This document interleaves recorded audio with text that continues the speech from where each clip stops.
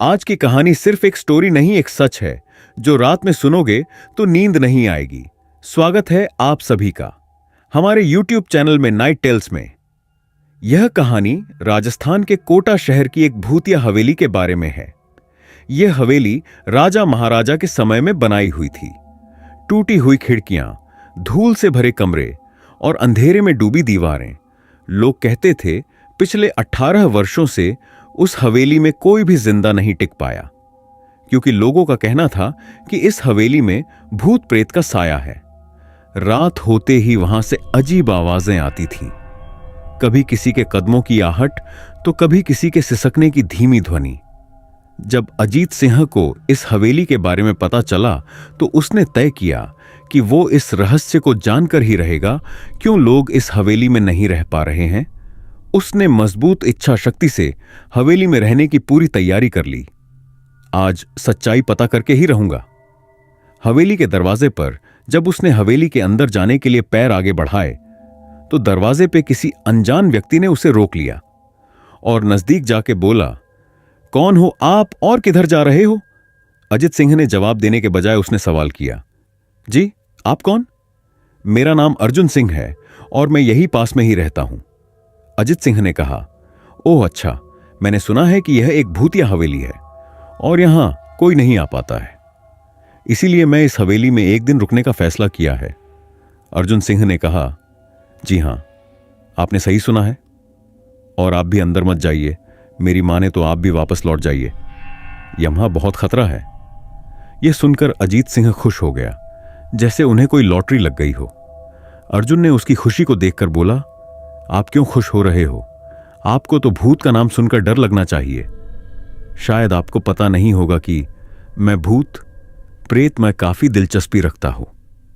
अगर इस हवेली में भूत है तो मैं अंदर जरूर जाऊंगा और सारी सच्चाई का पता भी लगाऊंगा। इतना कहकर अजीत सिंह उस हवेली में चले गए। हवेली के अंदर अंदर जाके अजित सिंह हवेली के चारों ओर देखने लगा। सारे रूम भी चेक कर लिए। बाद में ड्राइंग रूम में आके सोफे पर बैठ गया। उसने वहां बैठकर दारू के 2-4 पैग भी पिए। वहीं अचानक उस रूम में लाइट का एक बल्ब चालू बंद होने लगी, लेकिन अजीत ने उस पर ध्यान नहीं दिया। थोड़ी देर बाद दूसरा बल्ब चालू बंद होने लगा। फिर तो हवेली की सखे लाइट चालू बंद होने लगी। यह सब देखकर अजीत अपनी जगह पे खड़ा हो गया और संपूर्ण सावचेत हो गया।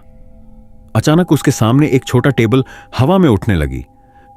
1 फुट, 3 फुट, 6 फुट हवा में ऊपर जाके गोल गोल घूमने लगा और बाद में अजीत की ओर तेजी से आने लगा। अजीत ने तुरंत ही अपनी जगह बदल दी और दूसरी ओर चला गया और वो टेबल वहीं जाके गिरा जहां अजीत खड़ा था। अजीत कुछ समझ पाता उतने में सोफे की शीट उसकी ओर आने लगी। वो जल्द खड़ा हो गया और छलांग लगा के दूसरी ओर कूद गया, जिसके कारण सोफा दीवार को टकराया और अजीत बच गया। अचानक सब कुछ शांत हो गया। अजीत ने चारों ओर सतर्कता से देखा और बड़ी आवाज में बोला, तुम जो भी हो सामने आकर के बात करो। वहीं एक बड़ी परछाई उसके सामने आई। अजीत ने उस परछाई को देखकर बोला, कौन हो तुम और क्यों मुझे मारना चाहते हो? परछाई, तुम्हारी भूल के कारण। अजीत, मेरी भूल? मैंने कौन सी भूल की? परछाई, इस हवेली में आने की भूल। मैं किसी को भी इस हवेली में खुश नहीं देख सकता। अजीत, लेकिन क्यों? वो परछाई ने जवाब दिया, 18 साल पहले इसी हवेली में मेरा खून हुआ था। तब से मैं किसी को यहां जिंदा नहीं रहने देता। इस कारण की वजह से मेरी आत्मा इस हवेली में भटकती रहती है। मैं किसी को भी इस हवेली में नहीं रहने दूंगा, क्योंकि इस हवेली में मेरा खून हुआ था। इस हवेली में जो भी रहने के लिए आएगा उसकी मौत होगी। अजित ने कहा, मैं तुम्हें अपने असली रूप में देखना चाहता हूं।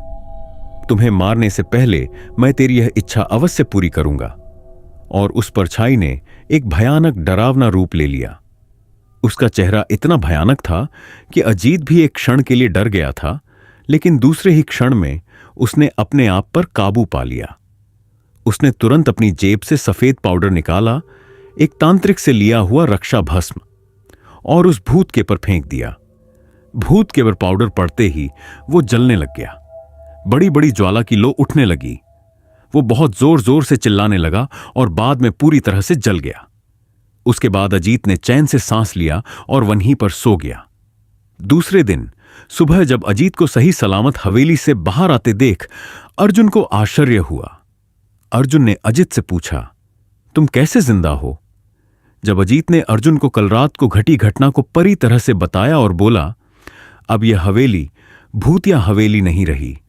दोस्तों, आपको यह कहानी राजस्थान के कोटा की भूतिया हवेली कैसी लगी, प्लीज हमें कमेंट करके जरूर बताएं।